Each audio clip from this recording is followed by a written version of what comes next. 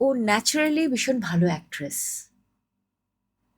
ওর তো কখনো মানে ওই শিখতে যায়নি কখনো, কিন্তু ও খুব ভালো অভিনয় করে, যেটা আমাকে খুব মুগ্ধ করে। সুতরাং আসল কোয়ালিটিটাই যখন ওর রয়েছে, আমার কখনো ওকে বলার দরকার নেই যে তুমি এই প্রফেশনটা ছেড়ে অন্য কিছু করো। এটা তো একটা মানে মা সরস্বতীর আশীর্বাদ।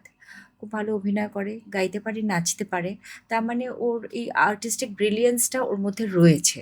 হুম হুম। আরেকটা হচ্ছে যে আমি ওকে হাতে ধরে খুব একটা কিছু শেখাইনি, কিন্তু আমি যদি ছেড়ে চলে যাই আমি দেখেছি কাজটাও কমপ্লিট করে রাখে। তার মানে ও আমাকে ফলো নিশ্চয়ই করে, পেরেছে। ট্রু। ধরো আমি একটা ফ্লাওয়ার ভাস সাজাচ্ছি, আমি যেমন একটু যেভাবে সাজাতে ভালোবাসি, একটু থ্রি স্টেপে সাজানো বা কিছু এরকম, তো আমি দেখেছি ওটা পারে। মানে আমি ছেড়ে চলে গেছি, কেউ ডেকেছে বা আমি হয়তো কিছু করতে গেছি, কুকিং করতে গেছি, আমি এসে দেখি ওটা পড়ে রেখেছে। মানে সেটা তোমার পছন্দ সেটা হয়েছে। আমার পছন্দ হয়েছে। বা ধরো আমি সাজালাম, সেটা আমি কোথায় রাখবো আমি বলিও নি।